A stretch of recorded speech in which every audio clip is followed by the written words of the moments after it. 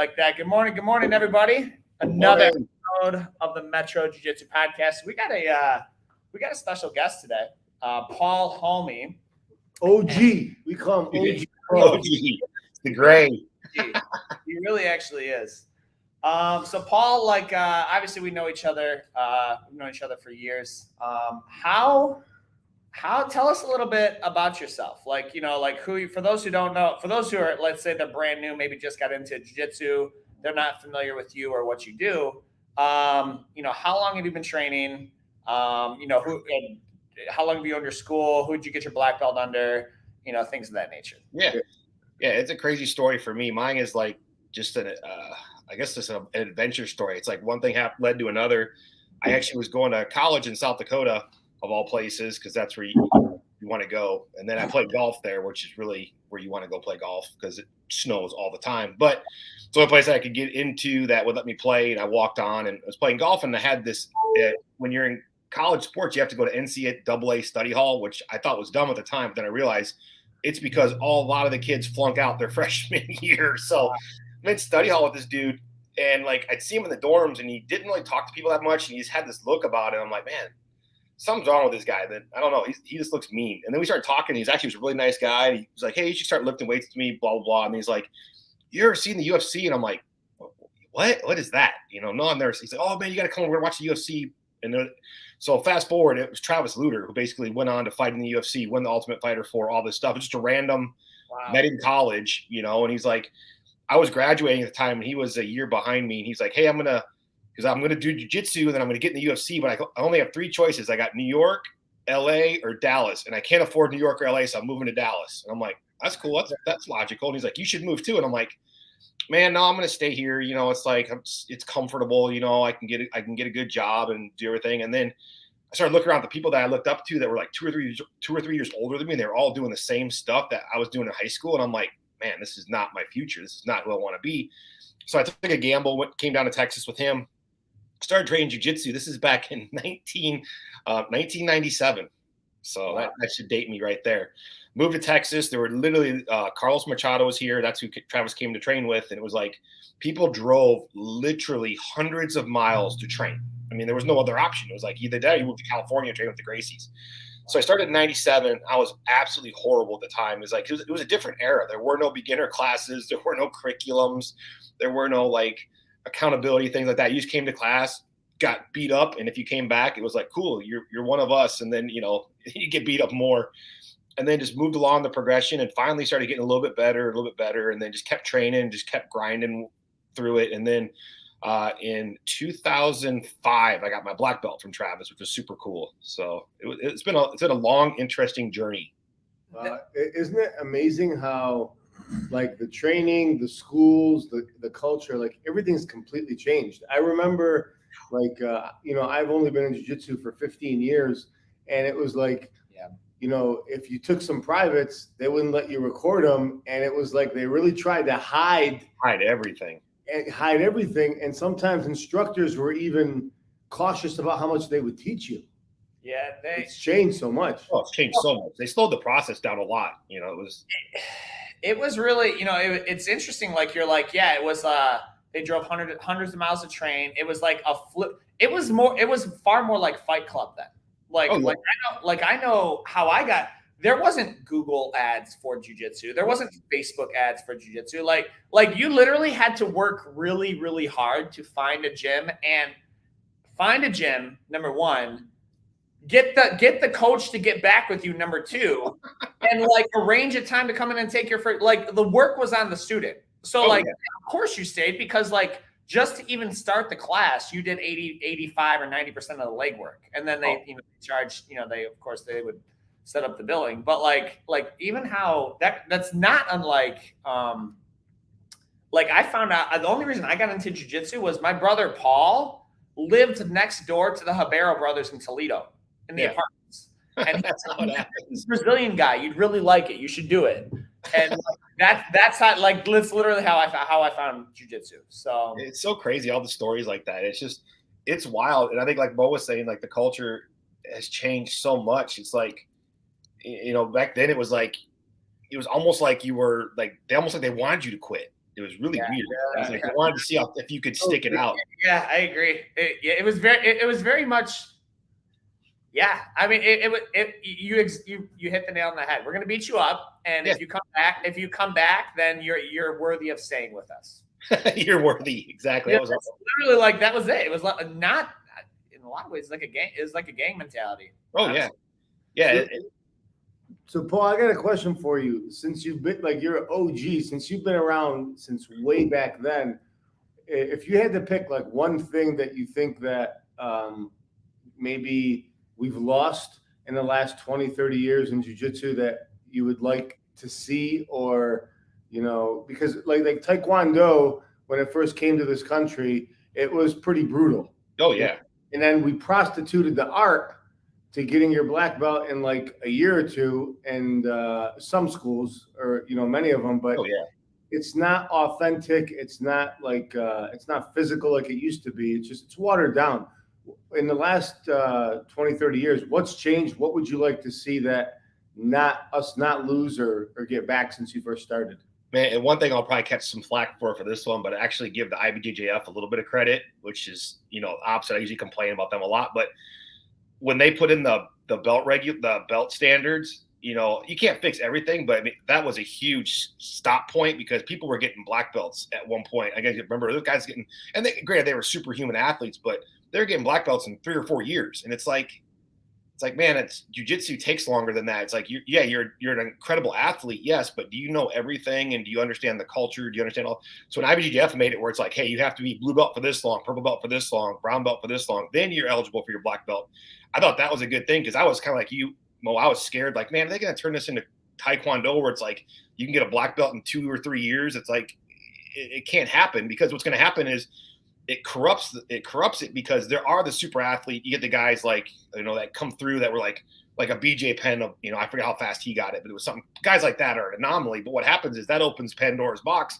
And then some shady instructor down the street's like, well, I give black belts out in 2.5 years. And it's like, oh, so when IBJJF did that, that was cool to me. That was like, oh, hey, I can really vibe with that. And the new thing I like that they did too is, like you said, some stuff is starting to get watered down, like with the stupid closeouts at Worlds. It's like you go to Worlds and you're excited to watch matches and teammates are closing stuff out. And so now the new rule that they're putting with that's not going to happen anymore, and guys have to compete. I thought that was great too, because, at the end of the day, it's like we've been lucky so far, knock on wood. Like jiu-jitsu is the one art to me. It's like where you still go train. It's like, and it can be still brutal. Like depending on the gym you go to, it's kind of like, oh my God, it's like things haven't changed. It's like, but then part of you just loves it. Like I'll give you an example at my gym is I run my gym very modern, beginner class, fundamentals, curriculums, all this stuff.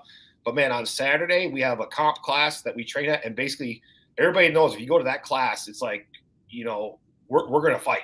It's like, we're fighting. It's like, this is you're going to come in here and it's an hour and 15 minutes of roll, about an hour of rolling, I guess. But it's like, we're going to roll. You're not going to sit out. You're going to train. If you don't want to come to class, then I'm very transparent with them. Like, this class isn't for everybody. Don't come to it. But to me, it's my favorite class. Like I live like I'm actually disappointed. Like I get not mad, but it's like, I'm going to be out of town this weekend for the mastermind. And I'm like, I can't train on Saturday. I'm like, my whole week's ruined. So what do I do? So now I'm like hitting up Johnny Buck. I'm like, we got to get some workouts in or something, because that's like my Saturday is like my old school jiu-jitsu day where we just go stupid hard and have a great time. And it's just fun when you get around guys that understand the sport. And it's like, people are like, oh, it must be so dangerous. I'm like, man, I get hurt by blue belts way more than I do than by black belts on Saturday, because we're trying to kill each other and we're both exhausted, and you get caught, you tap, and you're like, oh man, that sucked. You got me. Or, it's like, it's just so different. But yeah, I think we have to keep that in our sport so it doesn't get too watered out. I know that was a long answer. One thing that I thought for sure, I didn't realize that the Federation instituted that. I think that's a really good rule. Yeah, just recent. Let's talk about guard pulling. Didn't always to me, like I joke with Muhammad. I was like, I swear to you, if it was up to me, we would be a no-gi school, because we would talk about being a combat sport, and you're going to be a master at self-defense. Was guard pulling always so rampant, or is that a recent development? Like I think it's always been pretty rampant. I mean, even back in the day, it was pretty rampant. But like the better players, if you go back to like the old school days, like I'll never forget like one of like the craziest moments of my life was I'd moved to Texas in '97, and Travis was like, "Hey, I'm going to go do Worlds in Brazil." And this is 1998, and I'm like, "That sounds fun. I'd like to go there, but I don't have any money." And then one of the students overheard me, and he's like, "Oh, you want to go?" It's like, I'm like, "Well, yeah, I'd like to." He's like, "Well, my wife's a flight attendant. I can get you a buddy pass, and you could get stuck somewhere, but it doesn't happen that often." Like, stuck in Rio. That's where I want to be. Dude, I wish I got stuck in Rio. I did get stuck in Miami on the way home, and it's, and I was like a kid with no money in Miami. That wasn't much fun, but I wish I got stuck in Rio. That'd have been the best because, dude, I was 23. Like, I laugh. I tell my wife because we were dating at the time, and I was 23, and I'm on the beach in Rio, and I'm like, maybe a marriage isn't a good idea. I don't know. It's just like, this is the most beautiful place on earth, the most beautiful people. But you go to Worlds back then, and it was Hodger, Salo, freaking Tetere, Jacare. And I mean, those dudes they weren't pulling guard. I mean, they were getting after it. I mean, it's like, you had some guys that came in and started pulling guard. I'm neutral on that one because back in the day, I loved to wrestle. No one loves to wrestle. I like getting takedowns and being on top, but anybody that's done like real wrestling knows how hard it is on your body and how much work it is. So man, once I hit like 40, I'm like, this guard pulling thing's pretty cool. It's like I can get the half guard and live. Yeah, David and I, we disagree on this one, but legs are 50% of your body. You carry, a lot of your weight there, and I believe in, if you want to quantify your jiu-jitsu, if you want to put an exclamation point on self-defense and jiu-jitsu, it all starts with the guard. It takes a lot more work to learn how to play guard than it does to play top. Oh yeah. Back in the day, I remember I trained underneath Salo and Shanji for a while. It was a takedown, and they're gonna smash you. Yeah. Takedown, smash, pass. Oh yeah. So Paul, now you're in Texas. Yep. Right. You're in you're out of Dallas, Fort Worth, right? Fort Worth, yeah. Yeah. So how long have you owned a school there? Like, how long have you owned a school in Fort Worth? And then how long have you been kind of competing in jiu-jitsu as well? Man, so crazy. Next year will be 20 years. So I'm at 19. I opened it in 2003. No idea what I was doing. Just crazy idea. My wife actually, of all things, it was pretty cool. My wife actually supported it because she could tell how miserable I was in my corporate job and I was gaining weight and everything. And Travis was like, "Oh, you should open a gym." And I'm like, no, I've got this perfect job and making good money, but I just wasn't happy. And like, she went and found a spot. And she's like, "Hey, I found a spot. Yeah, we can do a 1-year lease." This is back in the day when there were tons of empty buildings. So I did a 1-year lease. Like, oh, okay, we'll try it out. And then I fell in love with like the people side of it. And then just the challenge of being an entrepreneur.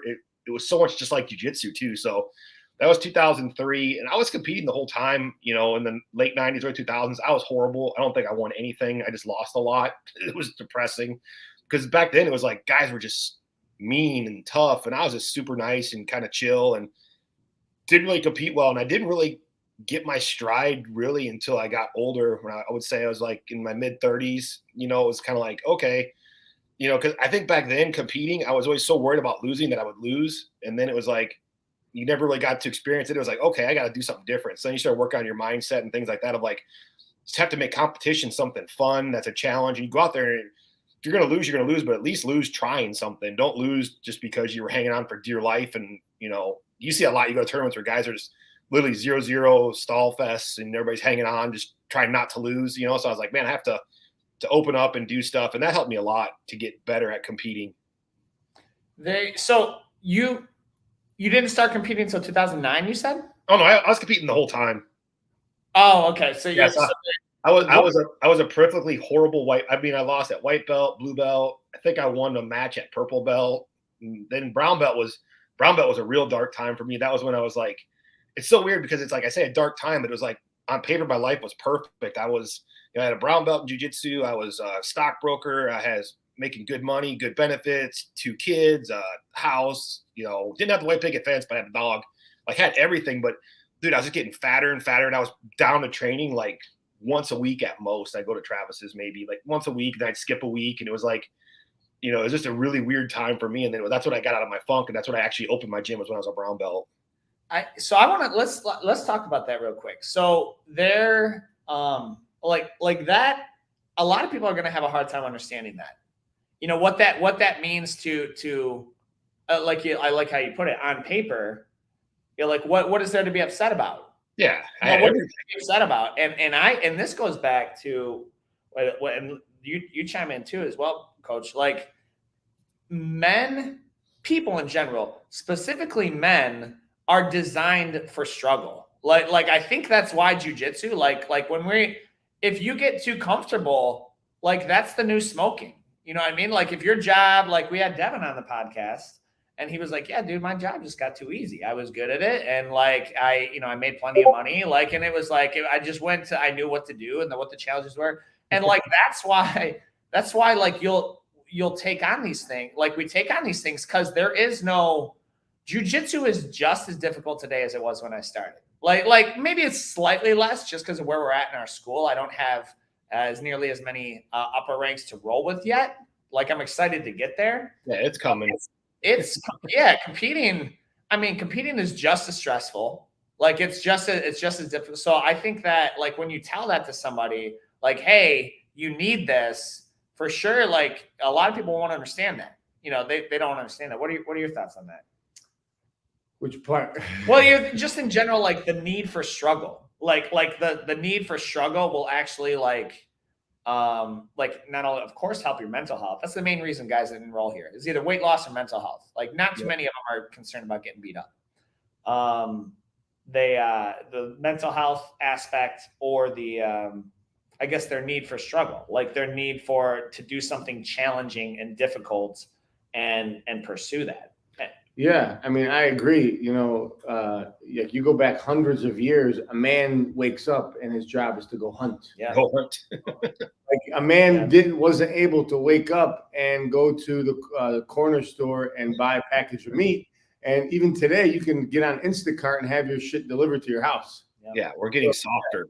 Yeah, Yeah, we are. Yeah. Like we become spoiled. But I think jiu-jitsu brings back that sense of the that primal instinct that a man should have, which is you have to learn how to fight, train, build your body, and defend yourself.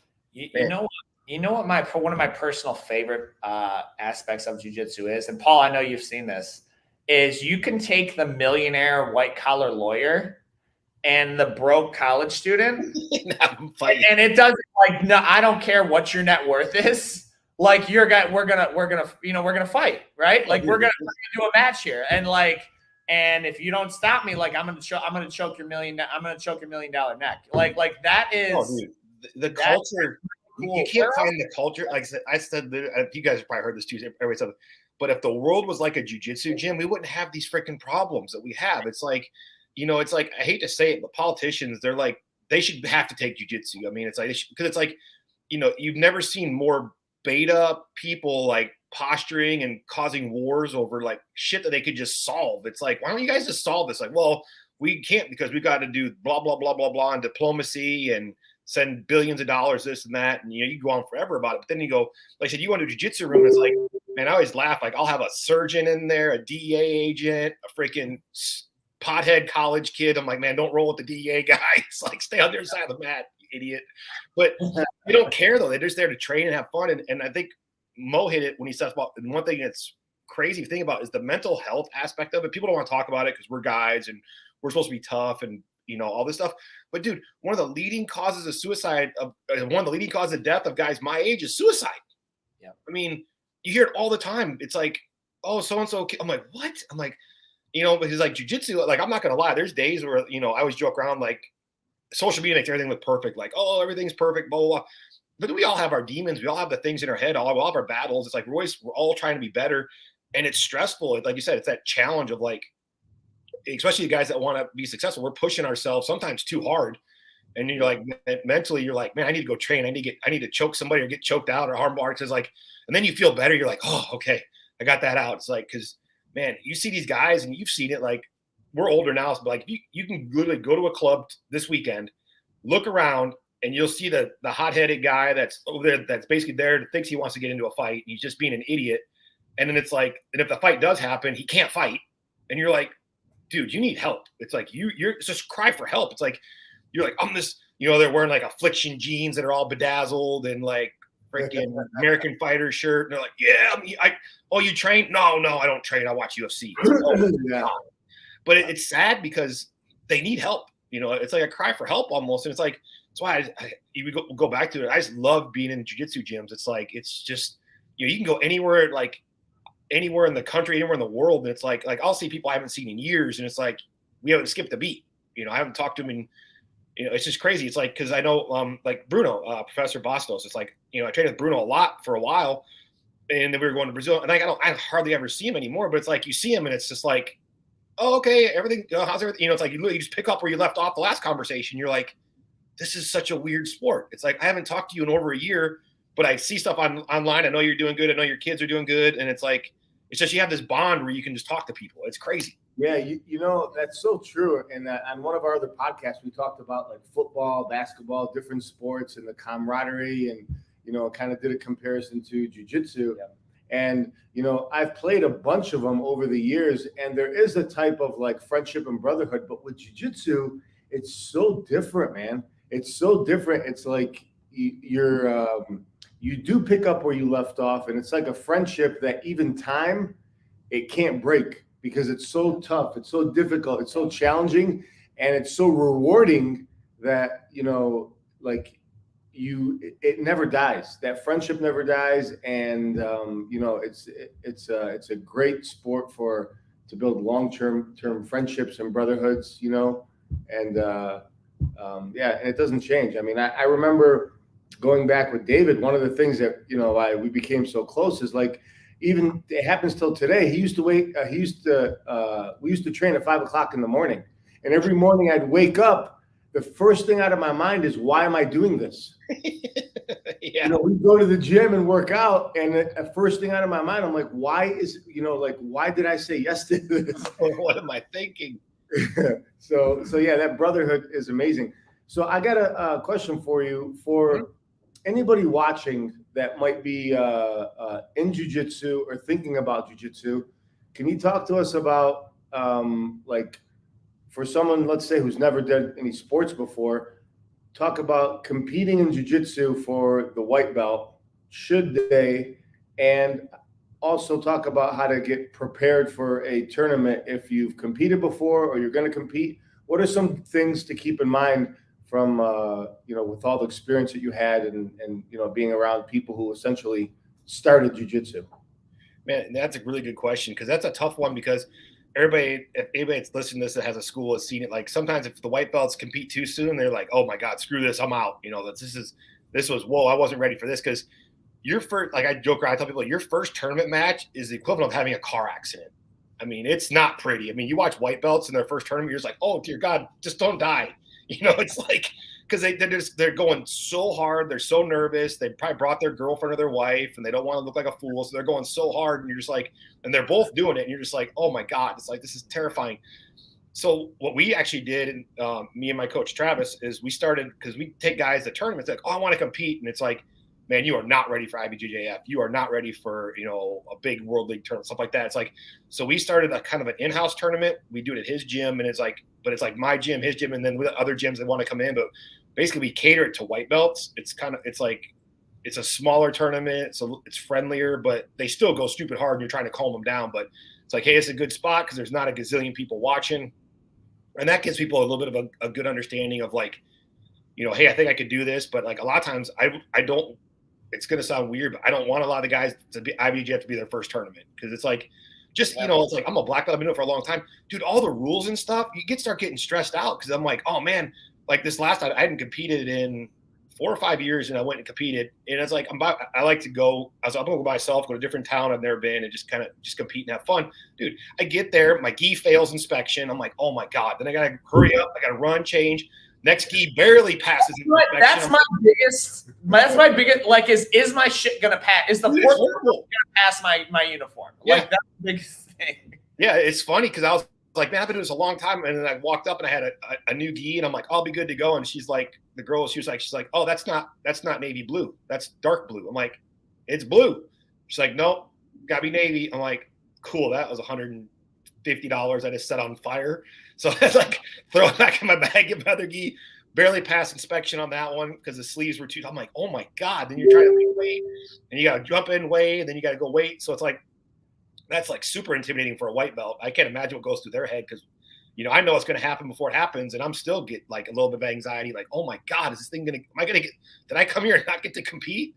So, having them start off with like smaller local tournaments, I think is a really good way to go because that way they get some experience. They see if they like it and do that. And then the other part about getting ready for tournaments, that's a whole nother animal. That's like, depending on the level you're at, like if you're competitive and you want to compete, it's like the thing we're seeing now. And to me, it's so crazy. Like you start going to tournaments. Like I've been going to more tournaments recently since COVID and since they opened back up, they had a bunch of them in Texas. So I got to go see a lot more jiu-jitsu than I normally would. You're starting to see the same guys, even guys my age.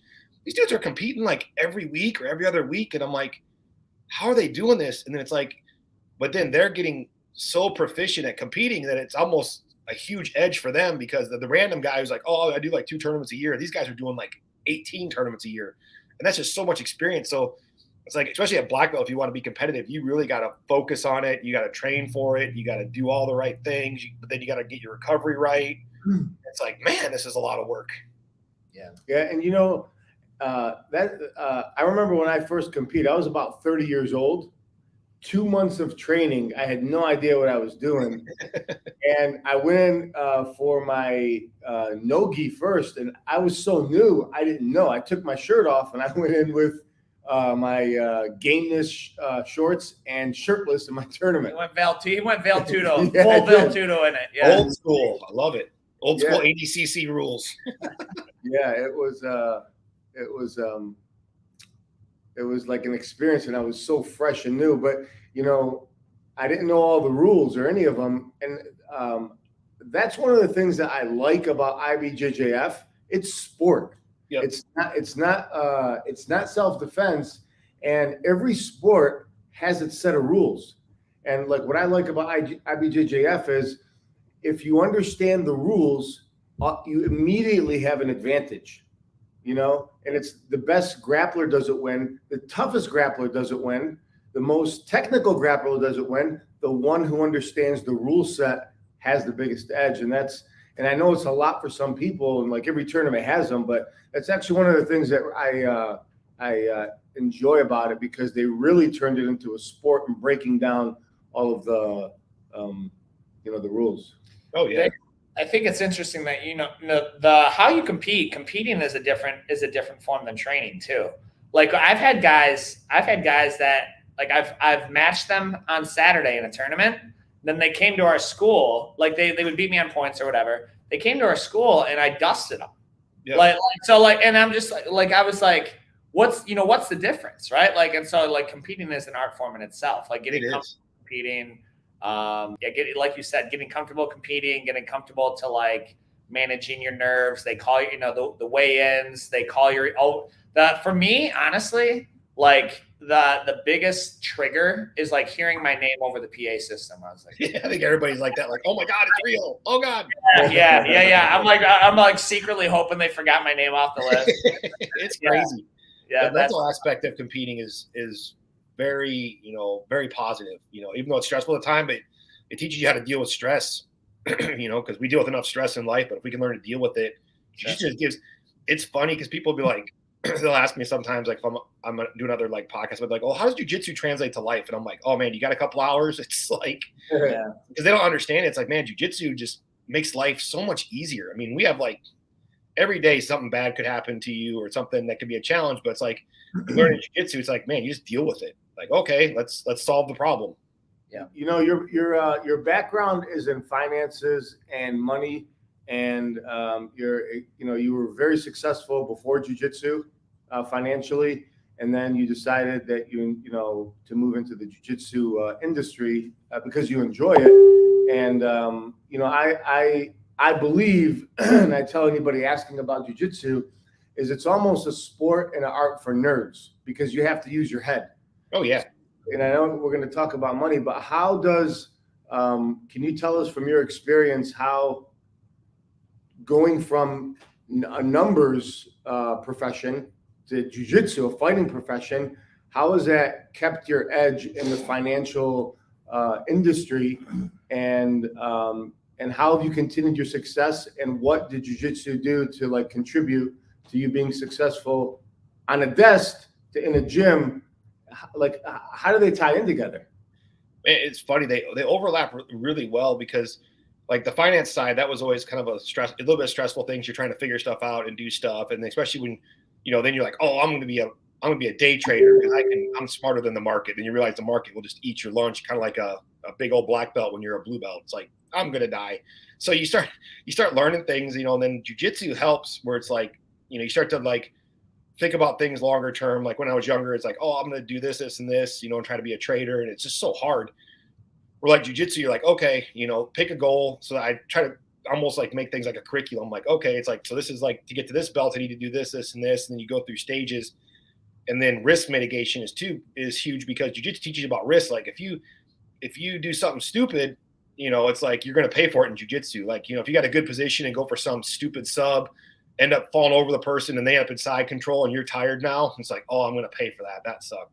And the same thing in finance. It's like I've had a couple times where I was like, it's just like in jiu-jitsu. Like I got lucky. I was dabbling in NFTs and I got lucky. And the first one was like, oh my God, this is amazing. And then I went all in and just got my ass kicked. And I'm like, oh God, this hurts. This is like getting beat up in jiu-jitsu. And then it's like, okay, now I got to reassess this and be like, I don't know what I'm doing. It's like, I just was following people that I thought knew what they were doing. It turns out they didn't know what they were doing either. So it's like, I'm going to go back to the basics. And like David and I have had conversations about this. Like, it's like, man, I'm going back to the basics. I'm only going to buy things that are somebody that I really know or like, and trust. Cause there's too much stuff out there. Like in the world where guys are just, it's kind of scamming, and it's stuff scamming each other in the whole NFT crypto world where you're like, oh, okay. But jiu-jitsu keeps you grounded where you're like, oh, that sucked. How do I fix that? It's like made a mistake, fix it and move on. Bro, you're so humble, because for people who don't know you, it's that makes sense. It might sound good, but like you're extremely, you're very smart, very humble, very successful. And, you're, I know we talk about crypto and investing and bounce ideas back and forth with each other, but like you are, you're a, I look at you like a jiu-jitsu or a financial black belt as well. And it takes so many failures and so many years to get to that level. And, you definitely add a lot of value to everybody around you, because you're very smart and, we all make good and bad moves, but you got a plethora of knowledge that is great to be around. I appreciate it. Yeah. I try to share like everything that I've, cause I share stuff I make mistakes on so people can learn from it. And it's like, hey, yeah, I tried this, it's like I joke around. Some people get like, people always ask me like, well, hey, what should I put in this investment or so that? And I'm like, man, if it's speculative, and it's advice I'd gotten a long time ago from a super rich friend of mine. And he was like, man, he goes, never put more money into a speculative investment than you're willing to take it, put in the backyard and set on fire, So it's like, and some people don't like, it was funny because like when crypto was going up, people were like, oh, that's horrible advice. Just put it all in crypto, put it all in, Halloween bears. And it's like, no, that didn't work out so good, but it's just your risk tolerance level, I mean, that's interesting you say that, but like, it's so hard to follow that rule when like you got this gut. Like, take SHIB, for example, Shiba Inu or Dogecoin. Like, if you know nothing about it, I agree with that rule. But as you start to follow, listen, and see who's in the space and see who's backing it and some of the little things that it does, and how the back end of the company's growing, it's so hard to follow that if you're willing to burn it, invest it. Yep.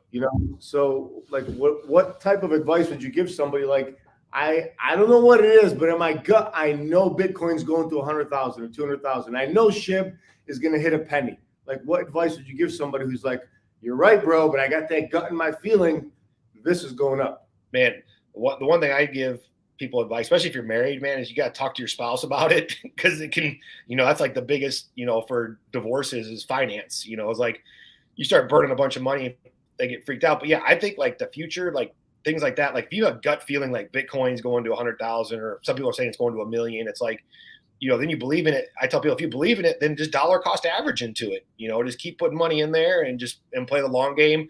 What happens is you read the horrifying stories that people are like, oh man, I refinanced my house or I took out a second mortgage. And it's like, that's not good. Don't do that. It's like, please don't do that.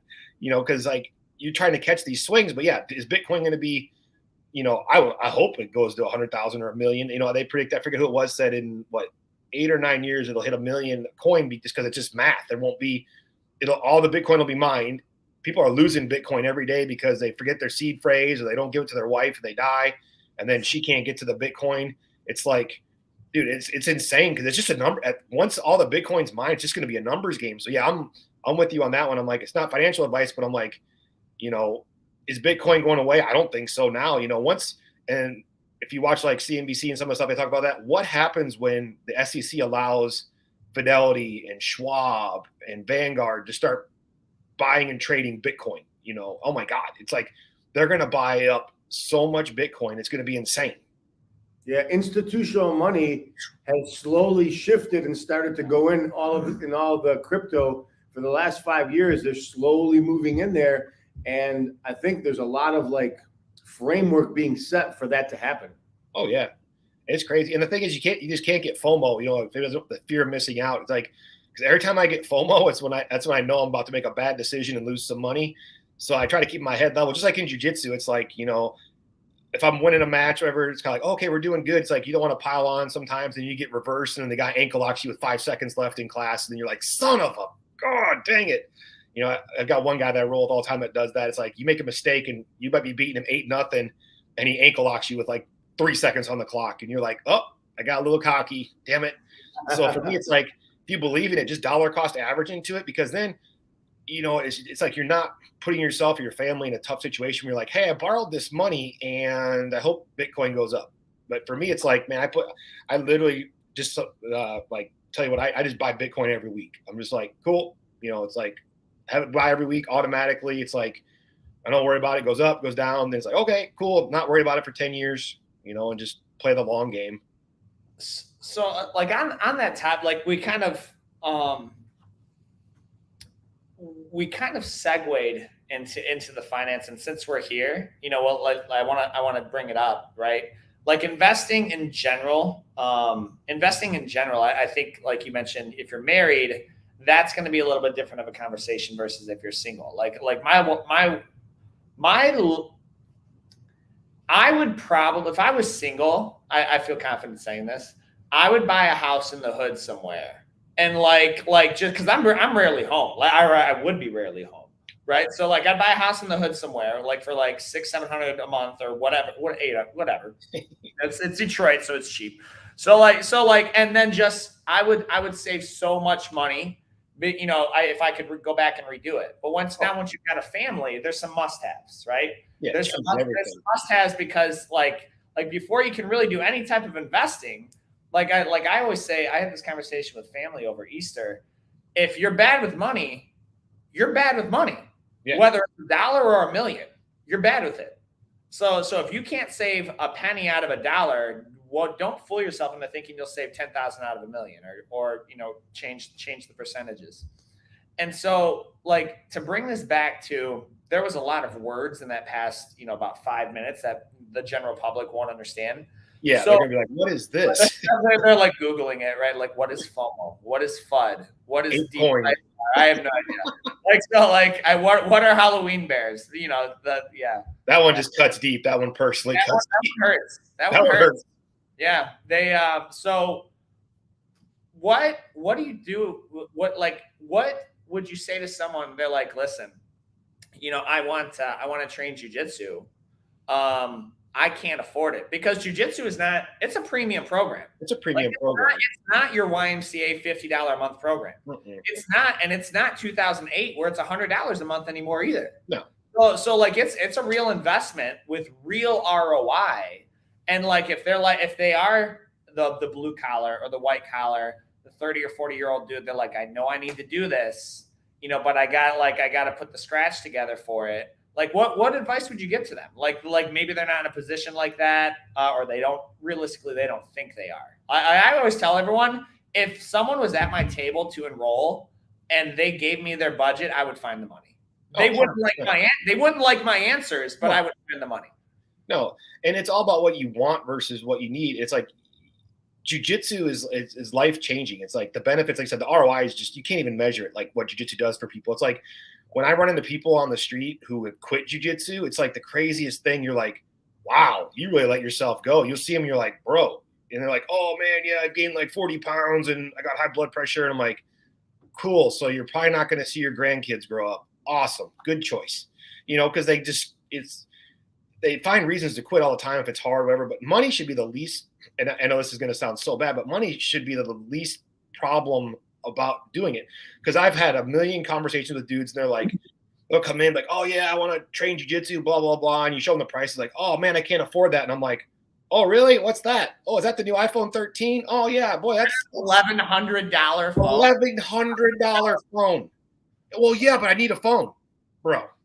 Do you really need an 1,100? Couldn't you have got the iPhone 9 for like 200? There you go. That's almost a year of jiu-jitsu right there. And then the funniest part is, if you're friends with them on Facebook, then you see their habits, and you're like, oh my God, it's like you are wasting so much money on so many things. It's like, especially with inflation now, like we're joking around, like my wife and I, we can't go to lunch for under $50. And I'm like, how is this happening? Yeah. It's insane. Like $50. I'm like, so we were joking around about it. It's like, and we were talking about different things. I'm like, man, let's just like make it a goal to skip eating lunch and then shift that money into like having nicer dinners. Cause lunch is always rushed. And it's like, cause you know, lunch, you're in between stuff and you're like eating, and you're like, at the end of the week, you're like, I spent $200 on lunches that we rushed through. It's like, let's just spend $150 on a nice dinner, and we got $50 extra that I can put towards something else. But if you're listening to this and you're like, oh, I can't afford jiu-jitsu, you can. It's simple. I always call it money math, but it's like literally go create a savings account, name it jiu-jitsu. I mean, the cool thing about like banks and brokerage firms, you can create an account and name it whatever. Name it jiu-jitsu. And if you really want to train, you say, okay, you know what I'm going to do? I'm going to put $2 a day into this account, or $3 or whatever. Say, no, actually, maybe around that. Say $5 a day. We're going to say, you know, $5 a day goes in there. And then you're like, you're not going to notice the $5 moving from your checking to your savings. At the end of the month, the money's in there, and then your professor draws that, you know, has it set up on an EFT. Boom, your payments go through. There's so many ways to do it. Like I joke around, like with my son, I try to teach him better money habits, because, you know, it's tough because I grew up with nothing. Like my parents, like we had nothing, and it's like, so then I want to give my son everything I didn't have. Then I'm like, oh man, I'm raising a little brat now. Crap, I got to balance this out. So I'm like, I try to give him shit to do, and I'm like, all right, bro. I'm like, I need you to go sell these 5 things on eBay, you know, and he'll do it. And I'll get a check for like $400 on eBay. I'm like, dude, everybody has stuff in their house they can get rid of. I mean, there's so many things, but the default excuse is like, oh man, I can't afford it. It's like, you can afford it. You just choose not to afford it. And it goes back to your habits, you know, your money habits, just like your jiu-jitsu habits or like your life habits. If you have bad habits, like David was saying, everybody's got family. You go to the Easter or Thanksgiving, you get around your family, and they're like, and they'll always make these stupid remarks like, oh, it must be nice to have money, or oh, I'm like, bro, I see you drink a 12-pack of Heineken every family get together, buy your lottery tickets. I'm like, you waste so much money on dreams that have no upside. It's like, you know, but it's just habits. You develop bad habits, man, they get expensive. I just want to add, and I know Coach Muhammad's about to have like a huge golden nugget right there. But like, you notice that they want the quick fix. Oh yeah, right. Like they want to put, and nothing against. They want to put $10 into crypto and have it turn into 10 million. Yeah, they want to spend $5 on the lottery ticket and have it turn into 500,000. They want to, you know, but they don't want to do $2. I went to Starbucks the other day, and I spent $7 on a caramel macchiato. I wanted to throw up, bro. I wanted to throw. They said I was already in the drive-through, so I hadn't been there in a minute. So they're like, "That's $7.58." I was like, I almost wanted to pull off. I was like, that's how much? And people do that like every day, and go ahead and add I got something else to add about their socials. Continue though. I was just going to ask that. So that's the adult side. And for anybody listening, you also have an investing group, right? Mm-hmm. Yeah. Paul, for all you listeners out there, Paul also has an investing group. He, he was in the financial planning industry, and now he has his own group, and he has lots of people who's really helped. And I don't know if that group is full, but if anybody asked, we could drop a link in there. So just to piggyback off that question, in the last, I know we only have a couple minutes left, but in the last 20 or 30 years of jiu-jitsu, parents listening. So if you could tell us, seeing children from when you started until today that have done jiu-jitsu and maybe have quit, do you have any data or any stories that you could share to parents of that? Hey, I enrolled my son or daughter at 7, 8, 9, 10 years old. They actually stuck with it, and these are some of the success stories of kids who've stuck with jiu-jitsu and have actually jumped ship. Man, it's so crazy. The kids that stick with it, you see that they're totally different kids than the kids that don't train. Like, I mean, it's getting worse and worse. Like, I'm gonna sound like that old man where it's like, oh my God, these generations are like, what in the hell? Because it's like, 20 years ago, 15 years ago, even we had kids class, the kids had some level of respect and manners. Now kids come in, they're just entitled little brats. And I'm like, what is going on? And like the kids in jiu-jitsu, like we make it about jiu-jitsu, we also make it about life skills and personal development. It's like I tell parents, like, hey, we're here to help you with your child, to help them become a leader on and off the mats. Because these kids, if they can develop leadership skills, it gives them a huge advantage. Because the kids that don't train, it's like when my son would, he didn't have a choice. He had to train. I couldn't teach him because he wouldn't listen to me. So he did other classes, but he didn't have a choice. Like, you're doing jiu-jitsu until he got old enough where he didn't want to do it anymore. But it's like, developing the habits of like, respect, yes, sir, no, ma'am, all the things like that. And then like, I can remember times his friends would come over and I'd be like, I'm going to backhand you. It's like, you're a mouthy little, whatever. And it's like, I'll give an example. Like one time his friends needed a ride somewhere and I gave him a ride and like not a single kid thanked me. And like I got home, I blew up on my son. I'm like, this is ridiculous. And like, then his friends called, the next time they came back, they're like, oh, we're sorry, Mr. Halme, thank you. And I'm like, man, y'all need to learn respect and gratitude and appreciation. It's like, and you see it, like you go out, and these kids are just, and then the problem is now, like, and David hit a really good point there. It's instant gratification for these kids now. It's like they get a serotonin hit. It's like, boom, yeah, all right, play Twitch, but sticking through jiu-jitsu, and I wish more kids would stick through it, but it's like, you can just see a huge difference in the kids that train. Obviously it's hard because they become teenagers, they want to play other sports or they want to go to college, which is, cool and everything. But it's like the stick rate is super hard in jiu-jitsu, but the kids that do stick are amazing. Yeah. I mean, cause you're like just talking about competition, like Scarlett did, and whether they compete or not, it doesn't matter. But like I reached out to our affiliates. Like I sent a group message. Like I was a nervous wreck for Scarlett's first tournament. Oh, it's horrible. Like I have the same rule. Like I don't really coach Scarlett. Like literally, like Scarlett's doing something that she starts crying or whatever on the mat, I'll pull another coach over to go talk to her because like I'm not trying to muddy those waters just yet. Like I don't want her to be, so I reached out to Bruno, Danny, Coach Muhammad, and like others. I was like, yo guys, like what do you do? Right. And Professor Bruno sent me a voice message. He's like, honestly, the main goal, he's like, it's to get them get them comfortable out there competing and used to losing. Yep. Like, and if you know Professor Bruno and Danny, that like I've heard, like Danny literally said, he's like, it's not okay to lose. Like that's it. He's like, it's not okay. You shouldn't be okay losing. He's like, and I was like, well, I don't even know what I'm doing is right. So but he's like, get them used to losing.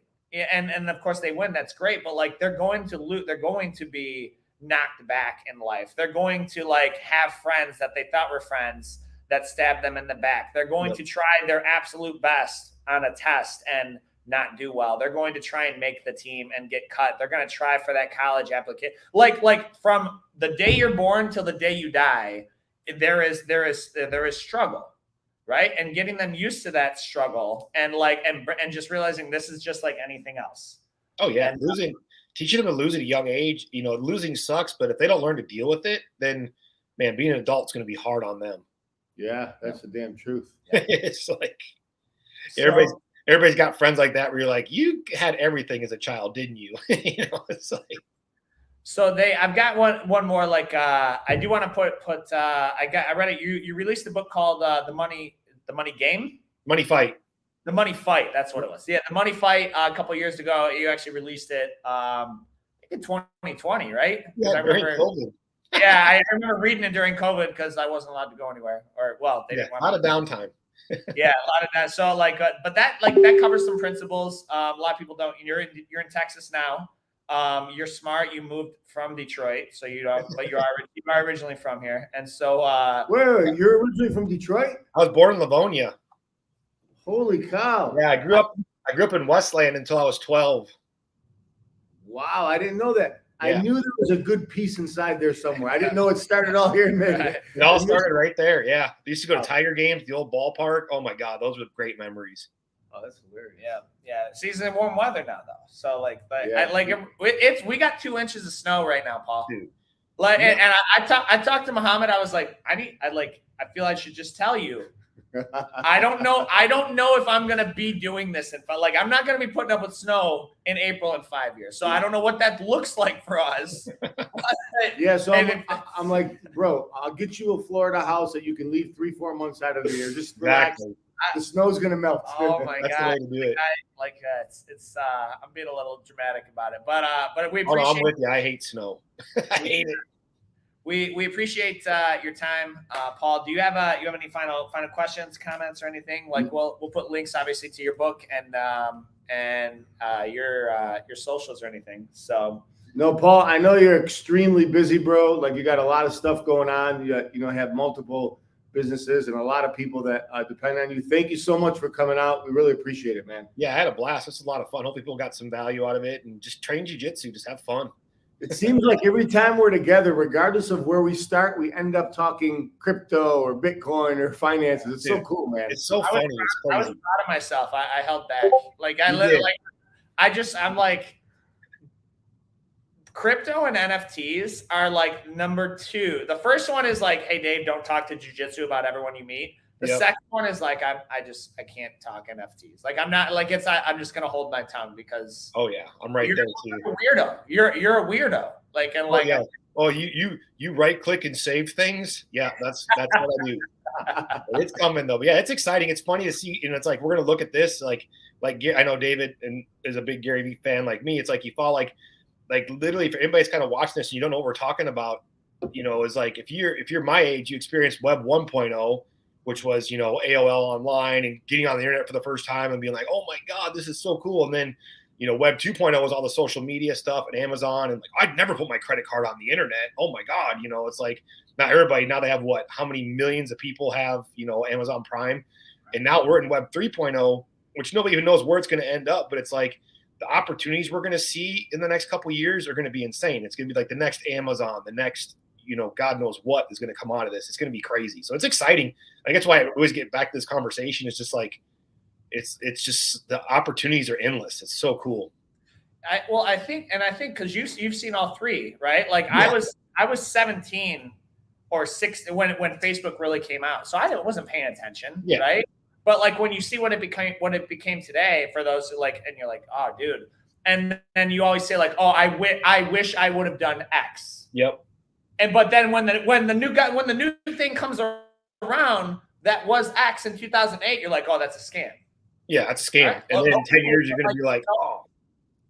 Yeah, you can always be the guru after the fact, right? Yeah, so. It's crazy. We're living in a cool time. Web 3.0 is going to be crazy. Yeah, I'm gonna open up the first jiu-jitsu academy in the metaverse. BMAC has to do it. So I like it. I appreciate your time, Paul. So, guys, make sure to check out his book, The Money Fight, on Amazon. And is that Audible too? They can get out. No, I haven't done Audible yet. I need to do that because. But Kindle. Kindle too. Yeah, Kindle's super cheap. Cool. Awesome. Thanks so much, Paul. Thanks guys. Paul. We'll see you later.